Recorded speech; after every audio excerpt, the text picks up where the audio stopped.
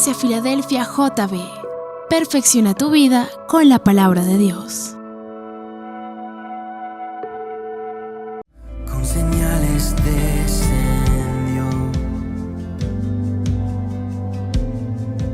el Espíritu Santo, su presencia cayó con poder de lo alto. Espíritu de Dios, como lluvia ven, con tu eterno amor, tú inundas mi ser. Espíritu de Dios, arde en mi interior, solo a ti clamaré, solo a ti clamaré.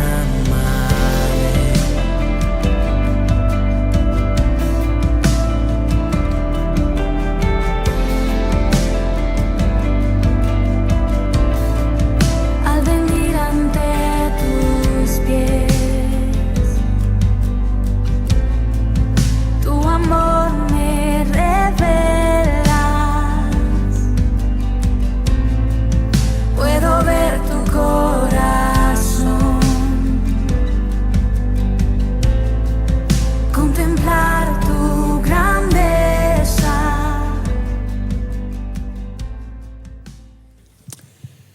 Leemos las Santas Escrituras en el libro de los Hechos, capítulo 1, versículo 6. Entonces los que se habían reunido le preguntaron diciendo: Señor, ¿restaurarás el reino a Israel en este tiempo? Y Jesús les dijo: no os toca a vosotros saber los tiempos o las sazones que el Padre puso en su sola potestad, pero recibiréis poder cuando haya venido sobre vosotros el Espíritu Santo, y me seréis testigos en Jerusalén, en toda Judea, en Samaria y hasta lo último de la tierra. Habiendo dicho estas cosas, viéndolo ellos, fue alzado y le recibió una nube que le ocultó de sus ojos.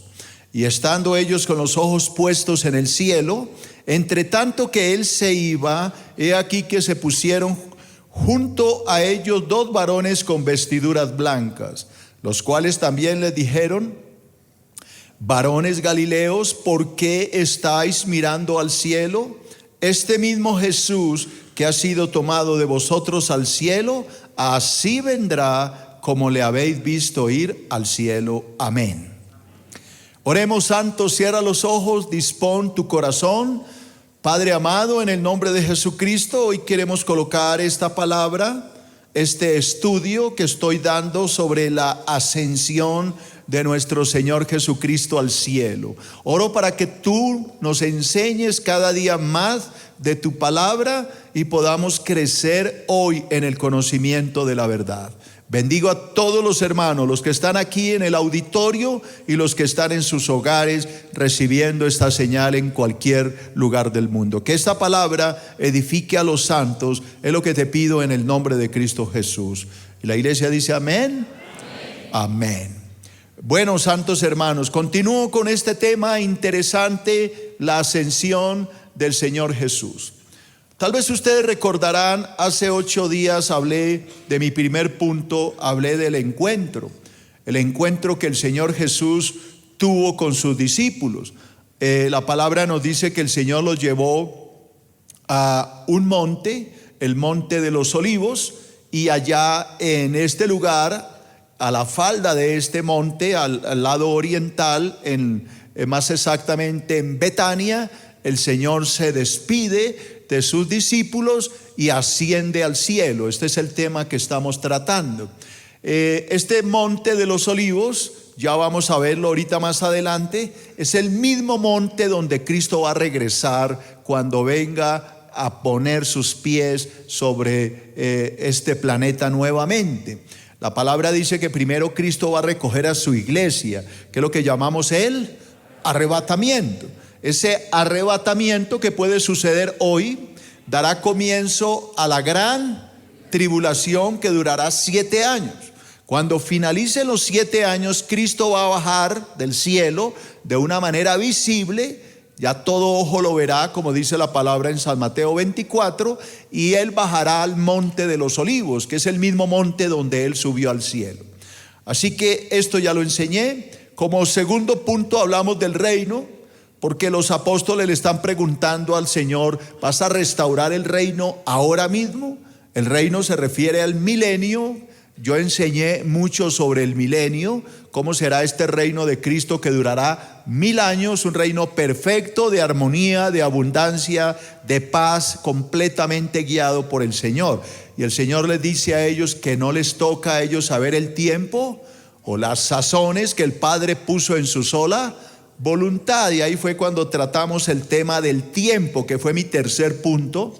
El Señor les dice que ese tiempo nadie lo sabe. El único que sabe cuándo va a regresar Jesucristo es Él, el Padre. Luego hablamos del cuarto punto, hablamos del testimonio. El Señor les dice que ellos se quedaran en Jerusalén hasta que fueran investidos de poder desde lo alto, y que cuando ese poder, el Espíritu Santo, viniera sobre ellos, ellos tenían que ser testigos, primero en Jerusalén, luego en Judea, luego en Samaria y hasta lo último de la tierra. Esto se cumplió al pie de la letra. Creo que no alcanzamos a ver cómo se desarrolló a través de esta profecía, cómo se extendió el evangelio. Y hoy lo quiero ver. Leamos el versículo 8. Hablé algo de esto, pero muy por encima. Hechos 1:8 dice: pero recibiréis poder cuando haya venido sobre vosotros el Espíritu Santo, y me seréis testigos en Jerusalén, en toda Judea, en Samaria y hasta lo último de la tierra. Lo que alcancé a decir es que la unción del Espíritu Santo no es para emociones. Recuerda que yo hablaba de esto, que no es para que la gente se caiga y se desmaye. No sé si han entrado a internet y ha visto todo este espectáculo, todo este show. Miraba a un hombre allá con mi esposa que lo tienen que coger todos, un viejito, y eso no puede ni andar, y sopla como una forma rara y la gente se cae, y uno salió allá, brincó, se paró encima del mueble del púlpito. Una locura. Yo decía, pero esta vaina, ¿qué tiene que ver esto con el Espíritu Santo? Y la gente da botes y otros brincan, se paran de cabeza. Hermano, eso no es unción, eso es carnalidad. Eso no tiene nada que ver con el Espíritu Santo. Así que el Espíritu Santo, dice el Señor, ustedes van a recibir poder, pero para que me sean, ¿qué? Testigos, para que ganen almas y prediquen el evangelio. Y esto fue lo que sucedió. Lea esto, por favor. Habiendo suprimido la curiosidad de sus discípulos, el Señor Jesús les dice que lo realmente importante es que ellos puedan ser testigos de su resurrección. Y Él les da un cronograma: primero Jerusalén, luego amplíen el radio, Judea, luego más allá Samaria y hasta lo último de la tierra. Y eso fue lo que hicieron. Mire, primero lo hicieron en Jerusalén. Hechos capítulo 2, versículo 29 al 33. Póngate atención cómo obedecieron perfectamente lo que Jesús quiso decirles. Dice: varones hermanos, aquí está hablando el apóstol Pedro, se os puede decir libremente que el patriarca David, que murió y fue sepultado, y su sepulcro está con nosotros hasta el día de hoy, pero siendo profeta, está hablando del rey David, y sabiendo que con juramento Dios le había jurado que su descendencia en cuanto a la carne levantaría al Cristo para que se sentase en su trono. Esto es verdad. Dios le dijo a David que en el trono de él se iba a sentar un hijo suyo eternamente. De eso es lo que está hablando Pedro. Dios le prometió a David un hijo que reinaría para siempre. Versículo 31. David, viendo antes esta visión, habló de la resurrección de Cristo, que su alma no fue dejada en el Hades. El Hades es el lugar de los muertos, ni su carne vio corrupción. ¿Qué es lo que está diciendo Pedro? Que David el rey David, que era un profeta, este varón de Dios recibió la promesa de Dios de que su hijo sería rey para siempre. Y David, basado en esta promesa y en esta palabra profética, David miró al futuro cuando vendría su hijo, su hijo Jesús, porque Jesús también era hijo de David, era hijo de Dios en el espíritu, pero en la carne era hijo de ¿quién? De David. Entonces dice que David, el rey David, mirando más o menos unos 1000 años antes de que Cristo naciera, David pudo ver al futuro que ese hijo que iba a nacer y que iba a reinar para siempre era Cristo, era Jesús. David lo vio en el espíritu. Por eso oiga lo que dice, versículo 31. Viéndolo antes, ojo, viéndolo que antes habló. David habló de la resurrección de Cristo, que su alma no fue dejada en el Hades, ni su carne vio ¿qué? Corrupción. Es decir, que Cristo, el cuerpo de Cristo no se descompuso, como lo sucede a cualquier cuerpo que va a la tumba, se descompone, le salen gusanos y se pudre.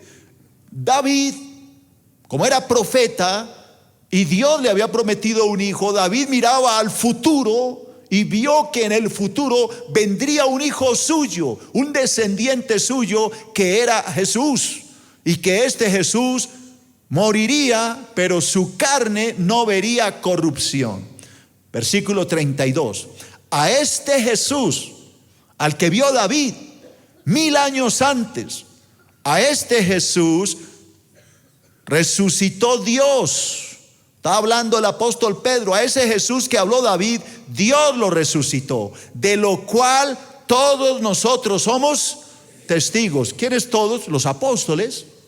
Versículo 33. Así que, exaltado por la diestra de Dios y habiendo recibido del Padre la promesa del Espíritu Santo, ha derramado esto que vosotros veis y oís. ¿Qué es lo que veían? Al Espíritu Santo viniendo sobre toda la gente. La gente hablaba en lenguas y algunos pensaban era que la gente estaba, ¿era qué? Borracha. David le dijo, ¿cuál borracho? Perdón, Pedro, ¿de cuál borracho? Se está cumpliendo la profecía de lo que Dios dijo y la visión que tuvo el rey David 1000 años antes de que Cristo viniera. Lee por favor esto. La ciudad donde nuestro Señor Jesucristo fue crucificado fue la primera en recibir la gracia inmerecida de Dios. ¿Cuál fue la primera ciudad donde se predicó el evangelio? Dígamelo. Jerusalén. La misma ciudad donde mataron a Cristo fue la primera ciudad donde se predicó el evangelio. ¿Quién fue el primer predicador del evangelio? El apóstol Pedro. Cuando se para de pie ante la multitud y da ese sermón tan hermoso donde 3000 personas se convierten al evangelio. El primer mensaje evangelístico se predicó en la ciudad de Jerusalén.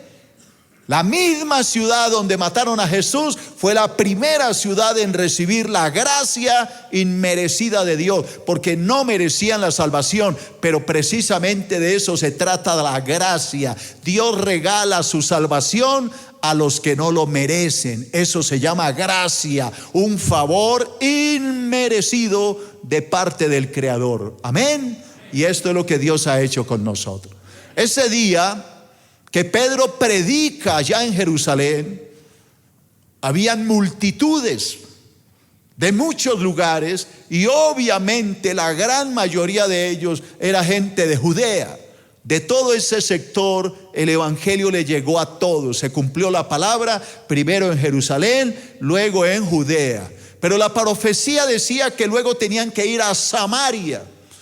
No sé si mis amados ingenieros me pueden poner el mapita para recordarle aquí a mis preciosos hermanos dónde queda Samaria, que va más allá de Judea. Judea quedaba en la parte sur, Samaria ya quedaba mucho más arriba.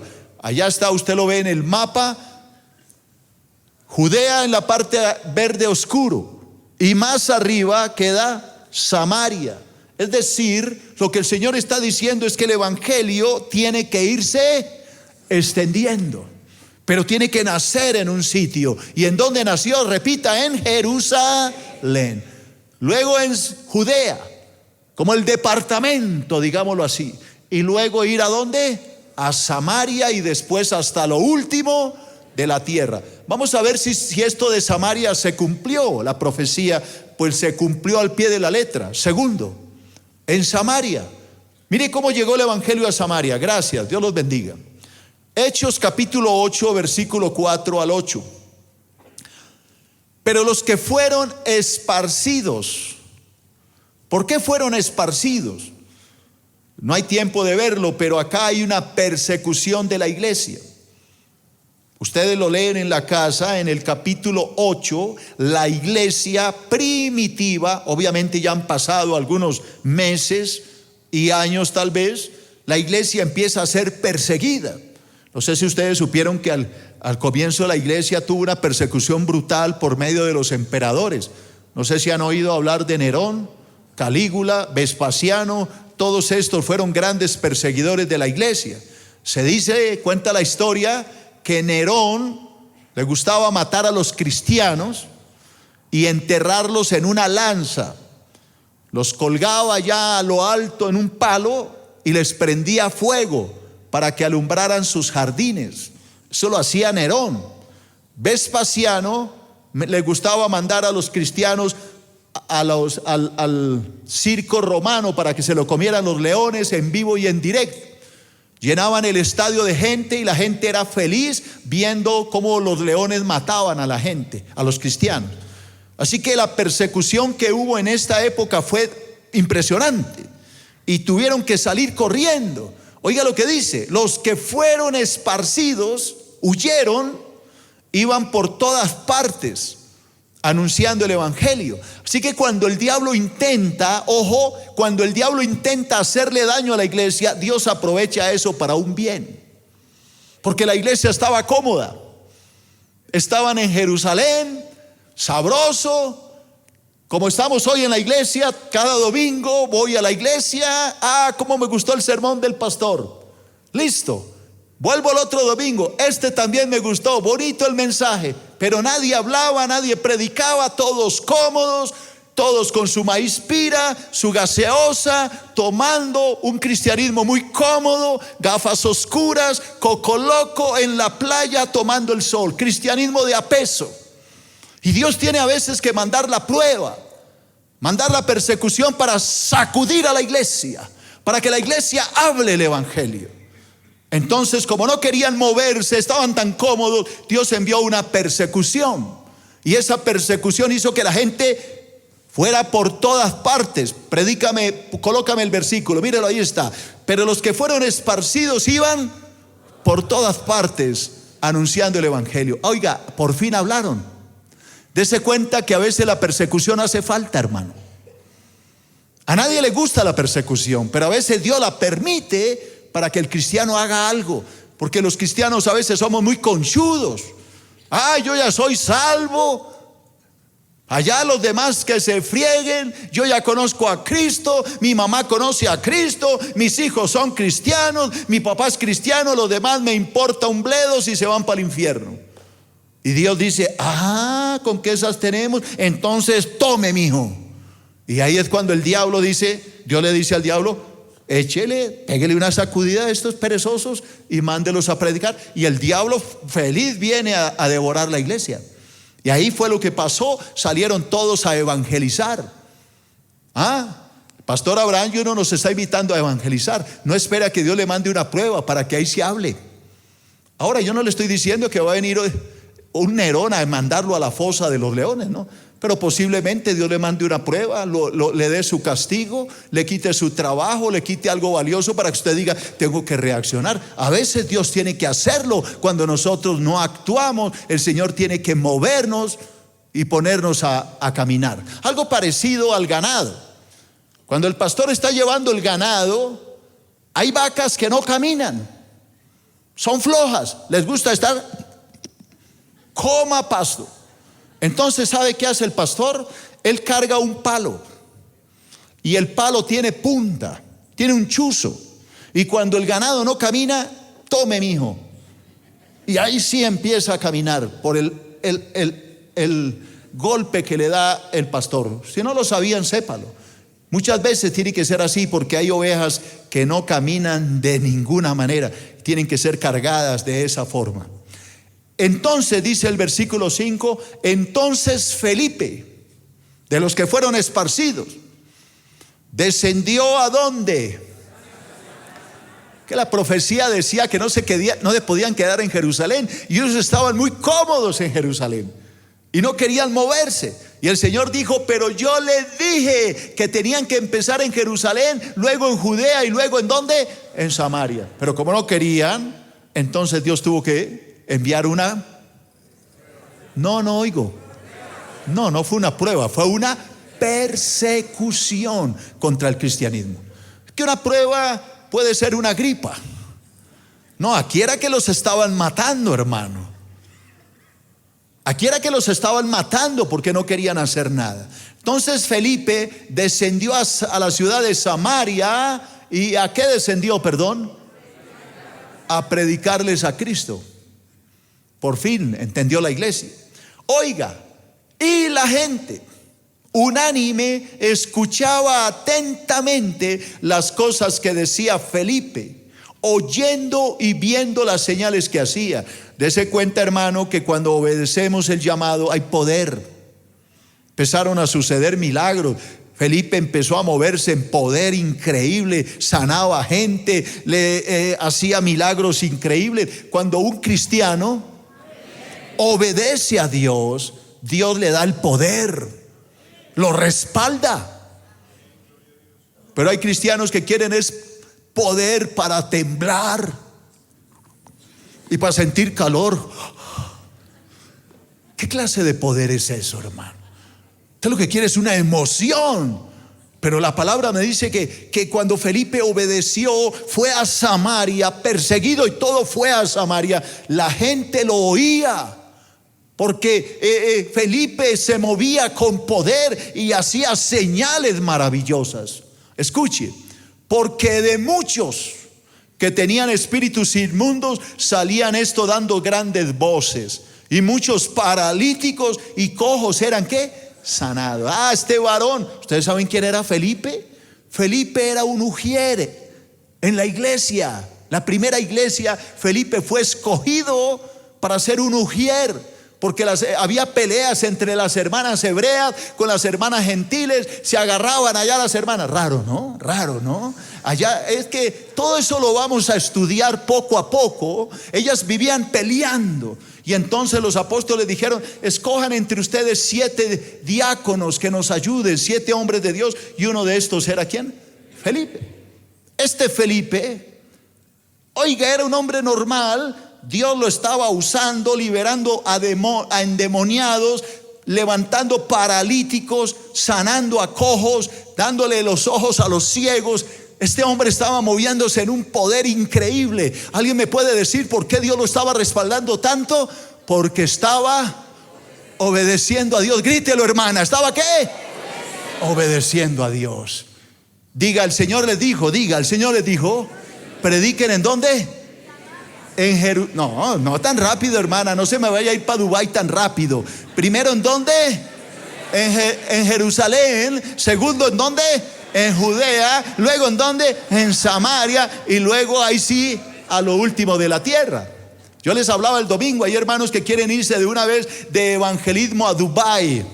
Alguna vez vinieron unos jóvenes cuando hubo el Mundial de Brasil. Eso fue en el 2012. ¿Qué? Alguien diga, hable duro porque no oigo. 12, 14. Vinieron unos jóvenes aquí a la iglesia, no los conocían y eran de esta iglesia, y vinieron a decirme: Pastor Abraham, necesitamos una cita con usted. Le dimos la cita, los atendí, porque me dijeron que venían de otra congregación. Dije, debe ser algo importante. ¿Sabe a qué venían? A que yo los patrocinara. Ellos se iban a ir porque el Espíritu Santo los estaba llamando para irse como misioneros al Mundial de Fútbol en Brasil. ¿Cómo la ve? y querían el patrocinio del pastor Abraham Peña con entradas pagas a los estadios para evangelizar. ¡Qué conchudos estos manes! Entonces yo le dije, ¿de verdad Dios les habló eso? Sí, pastor, el Espíritu Santo nos lo ha hablado. Le dije, listo, entonces, primero contésteme en esto. ¿Cuántas almas usted ha ganado en Bogotá? Me quedó callado. ¿Y usted cuántas almas ha ganado en Cundinamarca? ¿Ha recorrido Ciudad Bolívar? ¿Ha ido a Altos de Cazuca? ¿Ha predicado en las montañas? Porque yo lo he hecho. Aquí está mi esposa. Mi esposa ha ido conmigo. Hemos ido a evangelizar a Ciudad Bolívar. He hecho campañas evangelísticas en Ciudad Bolívar, en carpas. Y me han tenido que subir cargado a la plataforma, porque son plataformas con andamios y tablas burras que llaman los señores de la construcción. Y yo no puedo encaramarme, me han tenido que subir cargado para que predique. Y si yo con mi problema de mi pierna y mi cojera he podido ir a las montañas de Bogotá, si he ido a la cárcel Modelo, durante 2 años estuve evangelizando a los prisioneros, yendo de patio en patio. Si he ido a la Buen Pastor a predicarle a las lesbianas, a las prostitutas y a todos los asesinos y todo esto, y me he metido a esos patios a ganar a los homosexuales, ¿cómo me vienes tú a decir que Dios te está mandando al Brasil a un mundial de fútbol cuando tú no has ganado ni un alma en Bogotá? Muéstrame primero los frutos que tú has ganado almas en Bogotá, en Cundinamarca, en Colombia, y de pronto con la ayuda de Dios, Dios te manda, no creo que al Brasil a un mundial, de pronto te manda al África o a la ventana 1040 en los países musulmanes. Eso son puras emociones, hermano. Los muchachos querían ir a ver fútbol. Ojo con esto, iglesia. El orden era Jerusalén, Judea, Samaria y lo último de la tierra. Pero no pienses irte al último de la tierra cuando tú no has dado fruto en Jerusalén. Primero gana algo donde tú vives. Gana almas donde tú vives, para que alguien te crea tu ministerio. Dice la palabra que Felipe fue a Samaria y la gente se convertía. Oiga lo que dice el versículo 8: así que había gran gozo en aquella ciudad. Este varón se estaba moviendo de una manera poderosa porque obedeció a Dios. ¿Cuándo es que tú vas a obedecer a Dios? ¿Cuántos de ustedes han sido llamados a evangelizar y les da pena hablar de Cristo? ¿Cuántos de ustedes se suben a un taxi y no son capaces ni de predicarle al taxista? Nunca lo han hecho. Ojo a lo que voy a decir. ¿Ustedes saben qué pasaba en Samaria? Samaria era una ciudad odiada por los judíos. Los judíos odiaban a los samaritanos. Por eso Jesús, cuando habló con la samaritana, ella le dijo: ¿cómo me hablas tú a mí si tú eres judío? Yo soy samaritana. ¿Cómo me dirige la palabra si ustedes nos odian? ¿Por qué odiaban los judíos a los samaritanos? Porque los samaritanos era una mezcla entre judío y gentil. Eran medio judíos, se habían mezclado con el mundo. ¿Por qué? Porque cuando ellos fueron llevados en cautiverio por el imperio asirio en el año 722, el rey, el Senaquerib, el rey de Asiria, mandó gente de todo el mundo a vivir en Samaria. Allá se mezclaron con los judíos. El judío se casaba con una persona de Asia, con un europeo, con cualquier persona, con una persona de cualquier parte del mundo. Y mezclaron su sangre. Y entonces ya no eran judíos puros.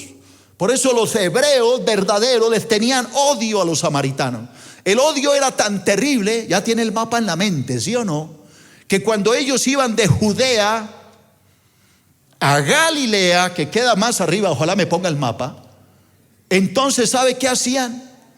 en vez de pasar por Samaria, daban un vueltonón enorme para no pasar por Samaria.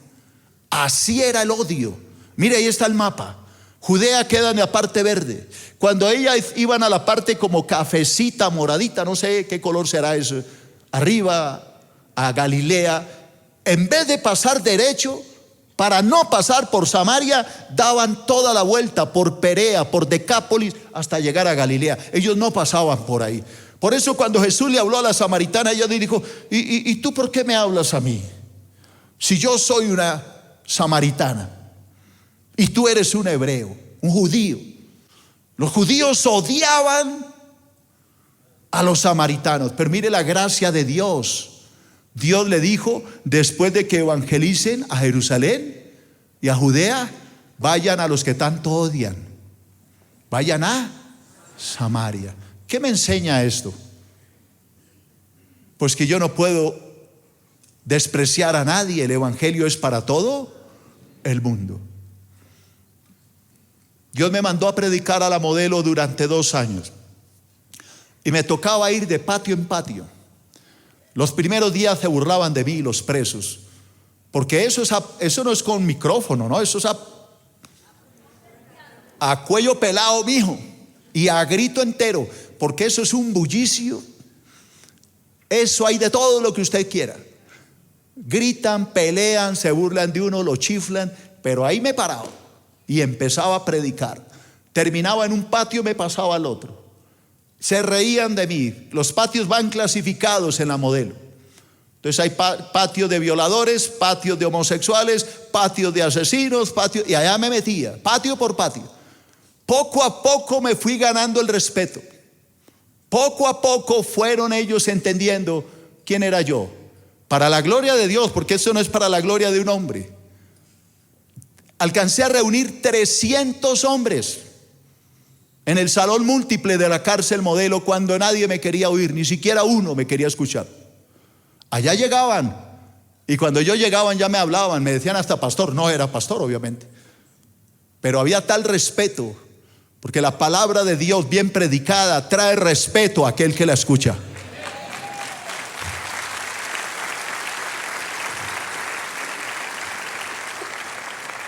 Mediodía duraba predicando, mediodía, de patio en patio. Salía sin voz a veces, de tanto predicar. Hermano, hoy soy pastor de esta iglesia, pero eso no fue gratis. Han sido años de trabajo. 30 años casi atrás estaba en esos trotes, evangelizando y llevando el evangelio. Lee este pensamiento y mire lo que pasó en Samaria. La ciudad odiada, porque era odiada por el pueblo judío, fue también partícipe de la gracia inmerecida de Dios. Porque la gracia es inmerecida. Lo que nosotros somos no nos lo merecemos. Yo no me merezco ser pastor, pero eso es gracia. Dios me llamó para ser pastor y no lo merezco. ¿Es una gracia qué? Inmerecida. Tú eres hijo de Dios. ¿Te mereces ser hijo de Dios? No, es inmerecido, es un regalo. No lo merecemos. Dios nos lo regala. Esa ciudad que odiaba al pueblo de Israel, Dios los mandó. Mire que Cristo hizo lo mismo. ¿Recuerda que Jesús les habló a los samaritanos? La mujer corrió, la mujer samaritana fue al pueblo. Hay un hombre que me ha dicho todo lo que ha hecho, será el Mesías. Vino la gente y oyó a Jesús y se quedó allá con ellos, creo que 2 días. Y la gente decía, ahora no te creemos solo a ti, le creemos porque lo hemos escuchado. Sabemos que Él es el Mesías. Hermano, no discrimine, esa es la palabra perfecta. No discrimine a nadie. El evangelio tiene el poder de salvar a todas las personas. Así sea el pecador más espantoso, puede arrepentirse por el poder del evangelio de Jesucristo. No discrimines a nadie. ¿Te das cuenta por qué es que no me gusta correr en los estudios? Porque uno lee y sigue con el capítulo 2. No, hermano, esto no se trata de correr, esto se trata de entender. Entonces, sigamos en el orden. ¿A dónde tenían que predicar? No oigo. Jerusalén. Judea, Samaria, hasta lo último de la tierra. Ahora, la pregunta es, ¿lo cumplieron ellos? Claro que sí lo cumplieron. El apóstol Pablo hizo 3 viajes misioneros por toda Asia Menor. Fue a todas estas ciudades, países, llegó hasta Roma. Pero no quise poner a Pablo aquí, quiero ponerlos a ustedes. Tercero, lo último de la tierra. Lo último de la tierra. Ahí es donde lo voy a meter, hermano, en problemas. Yo ya le dije, yo ya he cumplido mi tarea. Esto no lo he cumplido porque yo sigo predicando la palabra. La pregunta es, ¿y ustedes? Y sobre todo ustedes que están allá en la casa debajo de las cobijas tan cómodos. No se tape con la ruana. Sí, hágase loco, ya metiéndose detrás del marido. Ay, qué pena con el pastor, me está viendo. Yo no la estoy viendo, el Espíritu Santo la está viendo. Ojo lo que el Señor le manda a ustedes también. Mateo 28, 19. ¿Cuál fue el mensaje de Cristo a la iglesia? ¿Hay iglesia aquí? Amén. Por tanto, id y haced discípulos a todas las naciones, bautizándolos en el nombre del Padre y del Hijo y del Espíritu Santo. Y mire el otro mensaje, Marcos 16, 15. Y les dijo, id por todo el mundo y predicad el evangelio a toda criatura. Ojo a la palabra toda, no al que nos guste, es a toda la criatura. A los que nos parezcan bien y a los que nos parezcan mal, es a todos los que hay que predicarle la palabra. Voy a leer algunos pensamientos que escribí. La misericordia de Dios es tan grande. Repito otra vez, la misericordia de Dios es tan grande que al mundo perdido y apartado le ha sido anunciado el evangelio de salvación. Como hijos de Dios, tenemos la obligación de predicar el evangelio y así dar cumplimiento a los santos propósitos del Señor. Tenemos una obligación, hermano, ¿nos toca qué? Predicar la palabra. No deberíamos decir que somos hijos de Dios si no somos capaces de anunciar el evangelio a las almas que tanto lo necesitan. No te llames hijo de Dios cuando te da pena predicar el evangelio. No deberías llamarte hijo de Dios cuando te da vergüenza de hablar de Cristo, de tu Salvador. Si te avergüenzas de Cristo, ¿para qué te llamas hijo de Dios? ¿Para qué te llamas cristiano? Mire lo que dice la palabra en el libro de Romanos, capítulo 10, versículo 14. ¿Cómo pues, dice Jesús, o cómo dice la palabra mejor, el Espíritu Santo? ¿Cómo pues invocarán a aquel en el cual no han creído? ¿Qué es lo que está diciendo el Espíritu Santo? ¿Cómo la gente va a invocar a Cristo cuando nadie se lo ha predicado? ¿Cómo creerán en aquel de quien no han oído? ¿Cómo van a creer en Cristo cuando ni siquiera han oído de un Cristo? ¿Cómo oirán sin haber quien les predique? ¿Cómo predicarán si no fueren enviados? Como está escrito, cuán hermosos son los pies de los que anuncian la paz, de los que anuncian las buenas nuevas. Hermano, hermana, la unción que recibiste de Dios no es para que te caigas al piso y des botes y te pares de cabeza y sudes y te dé de todo, la garrotera. La unción de Dios es para que tú prediques la palabra.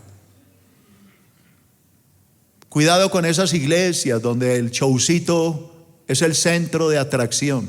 A la gente le gusta a la lata, la gente es feliz con eso. La gente le fascina todo lo que es show, todo lo que atrae el mundo, la gente es feliz con eso.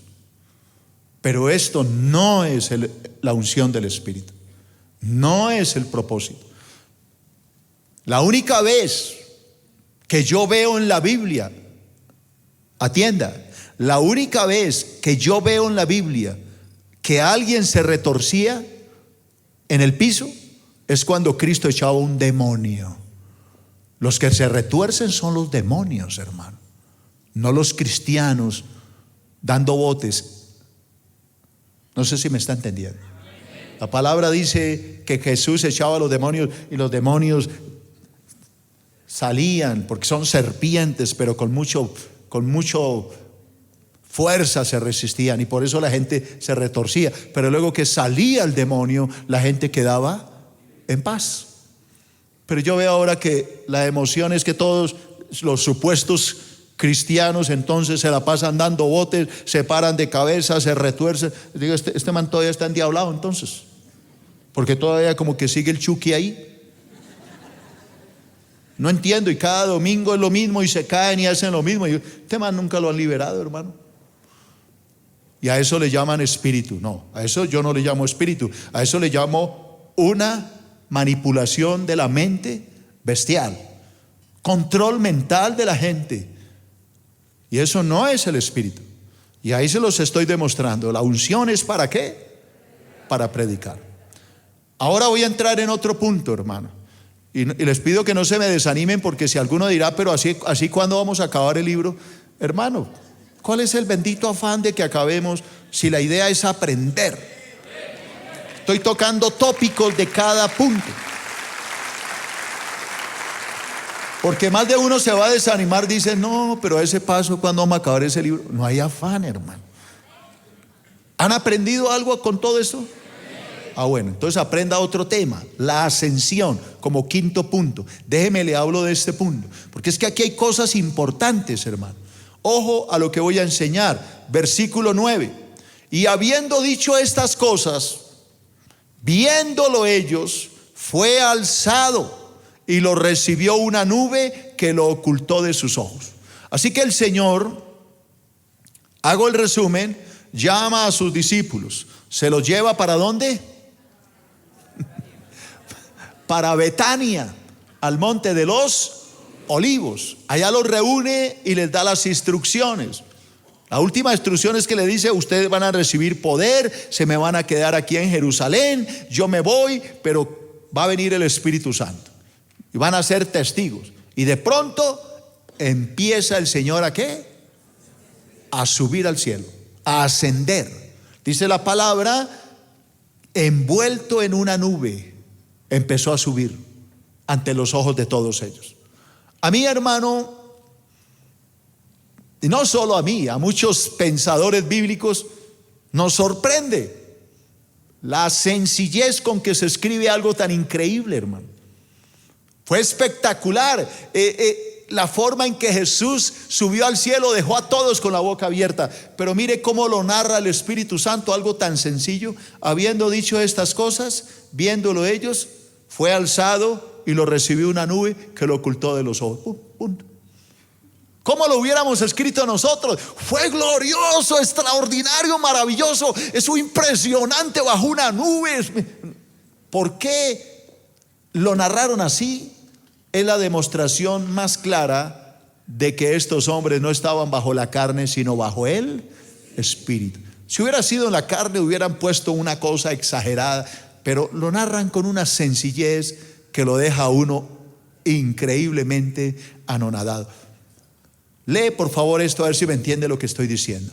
Solo la inspiración del Espíritu Santo pudo narrar un acontecimiento tan extraordinario de una manera tan sencilla. Eso no lo hace un humano, hermano. Esa narración no es humana, es divina, porque es sencilla, no llama la atención, no es exagerada como lo haríamos nosotros si habláramos en la carne. Jesucristo, hermanos, subió al cielo para recibir de la mano de su Padre el reino que será establecido muy pronto aquí en la tierra. Así que entienda a qué subió Cristo. Jesucristo viene a la tierra, muere por nosotros, lava nuestros pecados, los lleva en el madero y luego se va al cielo. ¿A qué fue?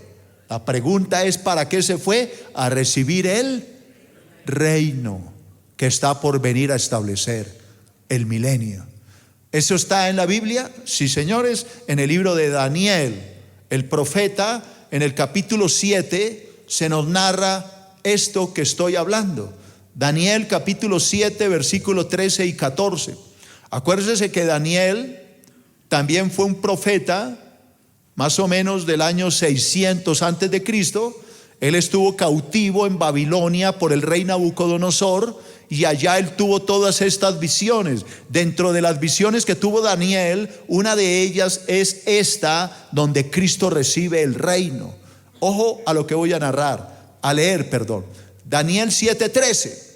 Dice Daniel: miraba yo en la visión de la noche, y he aquí con las nubes. ¿Cómo subió Cristo? En nubes. He aquí con las nubes del cielo venía uno como el Hijo del Hombre. ¿Recuerda que a Jesús le llamaban el Hijo del Hombre aquí en la tierra? ¿De dónde venía Cristo? De la tierra. Subió a las nubes y llegó a la presencia del Padre. ¿Sí que todo eso usted no lo va a entender si lee a toda carrera? Cuando llega a la presencia del Padre pasa lo siguiente. Dice, venía como el Hijo del Hombre que vino hasta el anciano de días. ¿Quién es el anciano de días? El Padre, Jehová. Y le hicieron acercarse delante de él. Atención. Y le fue dado dominio, gloria y reino. Ojo, y le fue dado por el Padre el dominio, la gloria y el reino. ¿Para qué? Para que todos los pueblos, naciones y lenguas le sirvieran, y su dominio es eterno, que nunca pasará, y su reino uno, que no será destruido jamás. Aleluya. Alguien que le dé la gloria a Dios.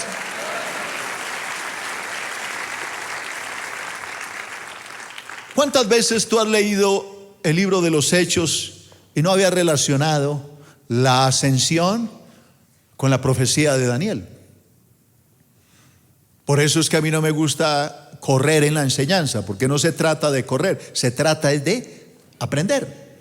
Así que Cristo, allá en el monte de los Olivos, en la ciudad de Betania, se va en una nube.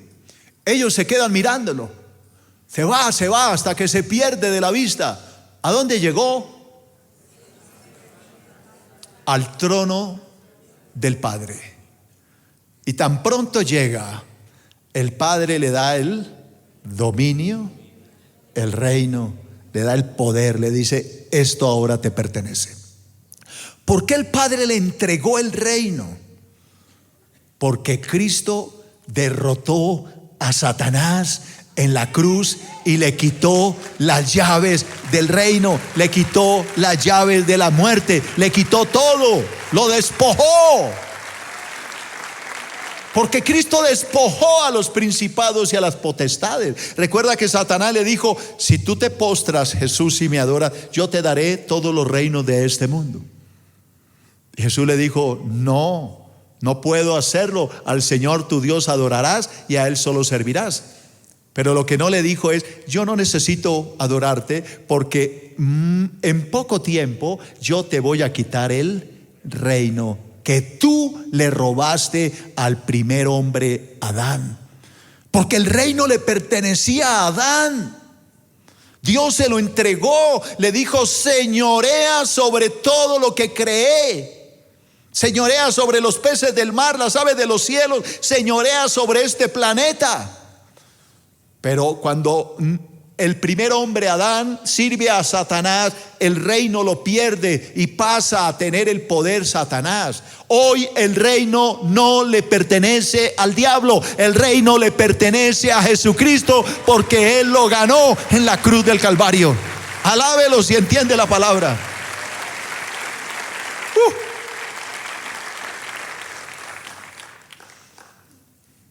El Padre le dio el dominio. La palabra dominio habla de que Cristo dominará sobre el mundo entero. ¿Quién estuvo conmigo en el estudio que dice sobre el milenio? ¿Alguien estuvo conmigo en el estudio del milenio? Todo esto se lo dio el Padre ese día. Le dio la gloria y le dio el reino para que todos los pueblos, las naciones y todas las lenguas le sirvan.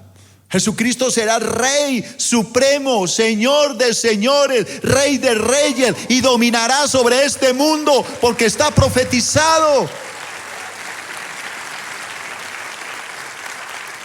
Y la palabra dice: su reino nunca pasará, porque será un reino que no será destruido jamás. ¿No fue lo que le dijo el ángel Gabriel a María? Ahora concebirás en tu vientre y darás a luz un hijo, y se llamará su nombre Jesús, porque él salvará a todo el mundo de sus pecados. Este es el hijo de David. Este heredará el trono de David su padre, y se sentará sobre ese trono para reinar por los siglos de los siglos, y su reino será eterno y para siempre.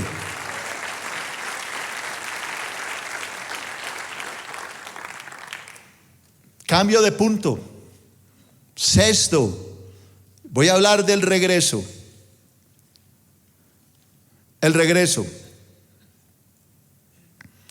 Una vez más, a mí me sorprende la forma en que el Espíritu Santo escribe cosas tan maravillosas de una manera tan sencilla. Póngale cuidado. Una vez más, y sin ninguna expresión de sorpresa, Lucas nos narra la manifestación y el testimonio de dos seres angelicales. Ellos están mirando ahí al cielo. Se fue Jesús. Están así, carraca escurrida. Y de pronto se aparecen dos ángeles. Pero mire cómo lo narra la palabra, que es lo que me sorprende. Hechos 1, 10 y 11. Oiga. Estando ellos con los ojos puestos en el cielo, entre tanto que él se iba, he aquí se pusieron junto a ellos dos varones con vestiduras blancas. Mira lo sencillo. Los cuales también le dijeron: varones galileos, ¿por qué estáis mirando al cielo? Este mismo Jesús que ha sido tomado de vosotros al cielo, así vendrá como le habéis visto ir al cielo. ¿Quién cree usted que eran esos vestiduros, estos señores varones con vestiduras blancas? ¿Que usaban belrosita o qué eran? Ángeles, hermano. Pero mire cómo lo narra. Estaban mirando al cielo y de pronto se pusieron dos varones con vestiduras, dos ángeles les aparecieron. Una sencillez que narra el Espíritu Santo. ¿Cómo lo hubieras narrado tú? Es que, hermano, el acontecimiento fue impresionante. Cristo se los llevó, una nube lo levantó, subió al cielo. De pronto aparecieron ángeles. Yo lo hubiera narrado así, ¿no? Pero no, el cielo. Aparecieron dos varones. ¿Qué hacen mirando para arriba, hombre? Ese mismo Jesús que fue tomado de vosotros al cielo, así vendrá. Como lo viste ir, así volverá. Se fue en una nube, volverá en una nube. Subió en poder, volverá en poder. Subió en gloria, volverá en gloria. Subió y volverá. Así como lo viste, así volverá. Así que yo me puse a analizar esto. Se fue en el monte de los olivos. ¿Y a dónde va a regresar? Al monte de los olivos. Se fue en una nube. ¿Y cómo va a volver? En una nube. Se fue en un espectáculo glorioso. ¿Cómo volverá? Rodeado de gloria. Todo eso está en la Biblia, hermano. Y es lo que quiero que estudiemos hoy. Es posible que estos ángeles sean los mismos que aparecieron en el sepulcro después de la resurrección del Señor Jesucristo. No puedo asegurarlo. Es posible que fueran los mismos ángeles que están aquí en Lucas 24:4. Aconteció que estando ellas, María Magdalena, Salomé y la otra María, perplejas por esto, he aquí que se pararon junto a ellas dos varones con vestiduras resplandecientes. Recuerda que ellos le dijeron: ¿qué hacen ustedes buscando entre los muertos al que vive? Jesús no está aquí, ha resucitado, como él dijo. Estos ángeles le anunciaron a los discípulos que el Señor Jesús regresaría muy pronto para establecer su santo reino. Hermano, Cristo está por venir, y cuando venga va a establecer el reino. ¿Quién quiere estar en ese reino? Vamos a estar en ese reino. Mire lo que aprendimos acá. Primero, el Señor Jesús ascendió al cielo desde el monte de los olivos, desde el monte de los olivos, y a este monte regresará. Ustedes recuerdan que el monte de los olivos quedaba a 2.5 kilómetros de la ciudad de Jerusalén. Ahí donde subió, ahí va a volver. ¿La profecía lo enseña? Sí. La palabra lo enseña a través del profeta Zacarías. En el capítulo 14, el profeta Zacarías habla del regreso de Cristo. En el versículo 4 dice Zacarías, ojo, dice que Cristo afirmará sus pies en aquel día sobre el monte de los olivos. ¿En cuál monte se fue? En el monte de los olivos. ¿Y a qué monte va a regresar? Al monte de los olivos, que está enfrente de Jerusalén al oriente. Y en el monte de los olivos se partirá por el medio, hacia el oriente y hacia el occidente, haciendo un valle muy grande. Ahí es donde se va a llevar a cabo la guerra del Armagedón, se cree. Haciendo un valle muy grande, la mitad del monte se apartará hacia el norte y la otra mitad hacia el sur. ¿Usted se imagina cómo va a ser eso? Va a ser un terremoto impresionante. El monte se va a abrir en dos, creando como una carretera, digámoslo así, donde se van a enfrentar todas las naciones en la guerra de Armagedón, al final de la gran tribulación. Entonces repita, el Señor subió en una nube. No, perdón, empecemos por el monte. Subió del monte de los olivos, y al monte de los olivos va a regresar. Segundo, el Señor Jesús ascendió al cielo de una manera visible, y de esa manera regresará. Cuando Él sube, todos se quedaron mirándolo. Y los ángeles le dijeron: ¿qué hacen mirando allá, hombre? Así como lo vieron ir, así lo van a volver a ver. ¿De una manera qué? Visible. Es lo que me enseña la palabra en el libro de San Mateo, capítulo 24 y versículo 30. Dice: entonces aparecerá la señal del Hijo del Hombre. ¿En dónde aparecerá? En el cielo. Y entonces lamentarán todas las tribus de la tierra. La palabra dice que como el relámpago que sale del oriente y se pone al occidente, así será la venida del Hijo del Hombre. Todo ojo lo verá. ¿Cuándo sucederá eso? Diga: al final de los 7 años de la gran tribulación. Digámoslo de esta manera: Cristo regresará sobre las nubes, no bajará a la tierra, en las nubes, y la iglesia subirá. Primera de Tesalonicenses 4:13 al 18. Este acto de que Cristo viene en las nubes y se lleva a la iglesia, a eso le llamamos ¿el qué? Arrebatamiento. La iglesia sube para recibir al Señor en el aire y estar con el Señor. El Señor se lleva a su iglesia, a su reino, al cielo, allá en el cielo para el tribunal de Cristo y luego las bodas del Cordero. Pero Él no baja. Ahí se da inicio a la semana 70 de la profecía de Daniel 9:27. Inicia la semana 70 de esa profecía. ¿Quién estuvo en el estudio? Yo enseñé la profecía de las 70 semanas. Tan pronto suceda esto, que la iglesia se va con Cristo, Cristo no baja a la tierra, se lleva a su iglesia en las nubes, pasan 7 años. La iglesia está en el cielo con Cristo. Allá sucede el tribunal de Cristo y las bodas del Cordero. Luego Cristo regresa.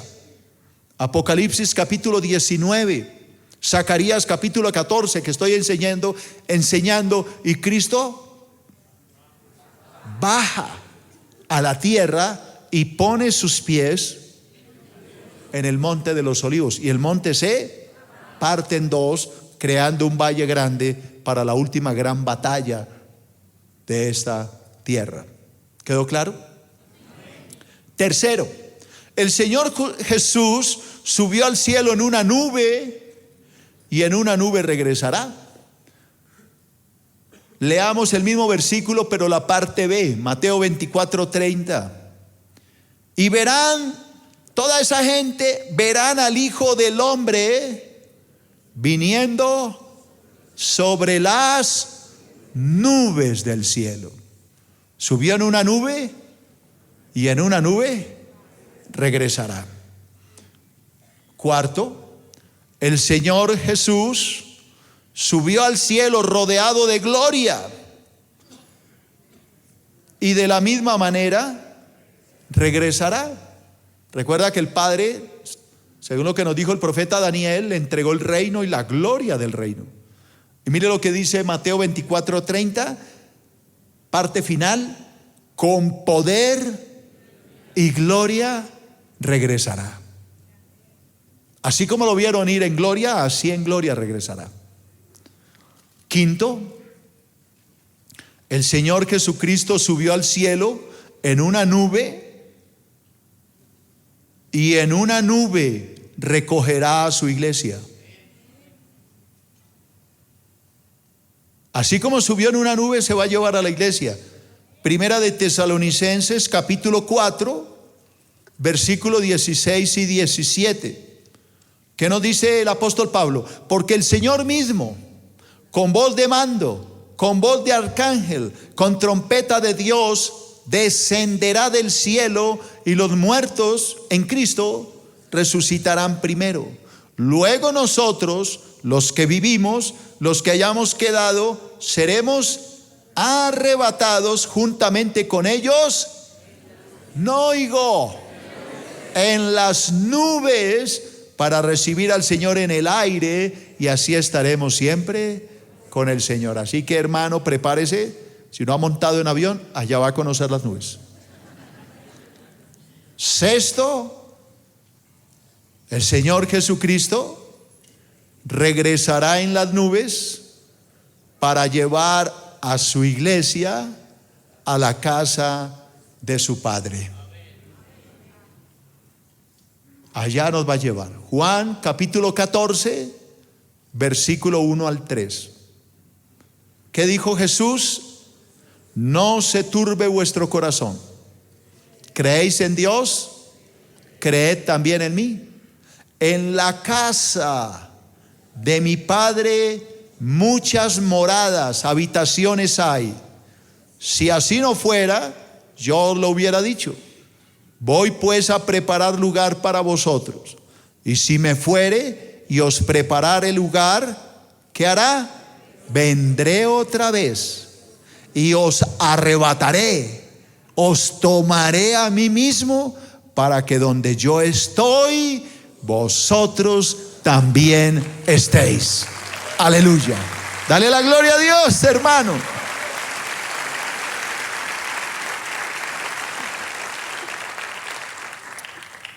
Qué hermoso, ¿no? Cuánta riqueza hay en 5 versículos, hermano. ¿Cuánto se puede aprender cuando realmente se tiene hambre de la palabra? No se pierda mi próximo estudio, porque voy a hablarles ¿Qué pasó después cuando ellos ya reciben el llamado del Señor y se van a Jerusalén, al aposento alto? Vamos a aprender qué pasó ese día, cómo se reúnen, qué hablaron, qué hicieron, quiénes estaban. ¿Todo eso se puede saber a la luz de la Biblia? ¿Qué hablaron y todo? Claro que sí. Acá lo vamos a aprender para todos los que quieran conocer la palabra del Señor. Que Dios les bendiga y me alegro que les haya gustado este estudio. Recuerda que puedes seguirnos en las redes sociales a través de Facebook, Twitter y en nuestro canal de YouTube. Búscanos como Iglesia Filadelfia JB.